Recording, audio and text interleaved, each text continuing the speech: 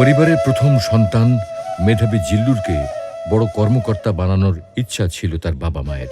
পুলিশের গুলিতে মুহূর্তের মধ্যে জিল্লুরের বাবা মায়ের সাজানো সেই স্বপ্ন ভেঙে চুরমার হয়ে গেল।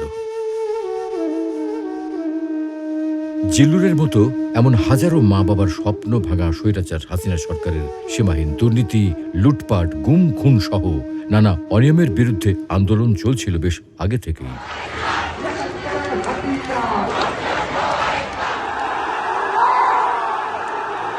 সর্বশেষ শিক্ষার্থীদের কোটা সংস্কারের দাবিতে বিভিন্ন শিক্ষা প্রতিষ্ঠানের হাজার হাজার ছাত্রছাত্রীদের অহিংস আন্দোলনে দেশের রাজপথ যখন উত্তাল, ঠিক তখনই আওয়ামী সন্ত্রাসী ছাত্রলীগ ও পুলিশের আক্রমণ আসে আন্দোলনরত ছাত্রদের উপর। অধিকার আদায়ে শান্তিপ্রিয় শিক্ষার্থীদের উপর ছাত্রলীগ ও পুলিশের হামলায় সারা দেশের সাধারণ শিক্ষার্থী ছাড়াও তাদের অভিভাবকরাও ক্ষিপ্ত হয়ে ওঠে। এতে আন্দোলনের তীব্রতা আরও বেড়ে পরিস্থিতি ক্রমেই উত্তপ্ত হয়ে ওঠে। ছাত্রদের অধিকার আদায়ের সেই আন্দোলনে একজন বীরের মতো অংশগ্রহণ করেন মোহাম্মদ জিল্লুর শেখ।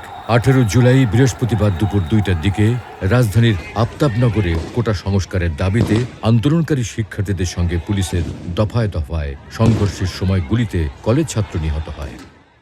জুলাই আগস্ট ছাত্র জনতার আন্দোলনে অন্যতম সেই বীর শহীদের নাম মোহাম্মদ জিল্লুর শেখ। পুলিশের ছররা গুলিতে ঝাঁঝরা হয়ে যাওয়া জিল্লুরের এমন করুণ মৃত্যুতে ভাই হারিয়েছে তার ভাইকে, বন্ধু হারিয়েছে তার বন্ধুকে, আর মা বাবা হারিয়েছে তার আদরের প্রিয় সন্তানকে। ঘটনার দিন জিল্লুর তার মাকে বলেছিল, মা আমি নামাজ পড়তে যাই। মাও তার সন্তানকে বলেছিল, ঠিক আছে যাও বাবা, নামাজ পড়ে বাসায় ফিরে এসো। কিন্তু ভাগ্যের কি নির্মম পরিহাস, জিল্লু সেই যে গেল আর ফিরে আসলো না।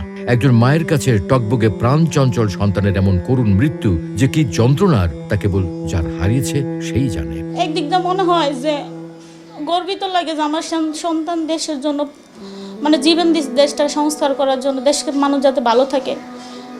কিন্তু আরেক দিকটা খারাপ লাগে, পাগল মন বোঝে না আর কি, যে আমার সন্তানটা যদি আজকে পঙ্গু হয়ে থাকতো তাইলে তো আমি আমার সন্তানটা দেখতে পারতাম,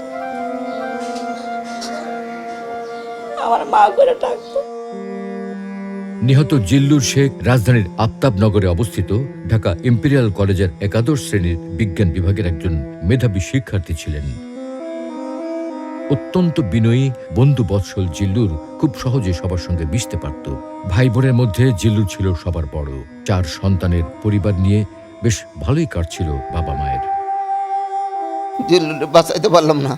ডাক্তারদের বললাম, ডাক্তার আপনারা আমার ছেলের চিকিৎসা করেন, যত টাকা লাগে আমি দেবো, টাকার কোনো সমস্যা নাই। ডাক্তাররা দেখে বলল যে নাই। স্বপ্নে ভরা সন্তানের এমন মৃত্যুতে এখন নির্বাক সর্বশান্ত বাবা মা সহ তাদের পুরো পরিবার। আমরা তার বিদেহী আত্মার শান্তি কামনা করছি।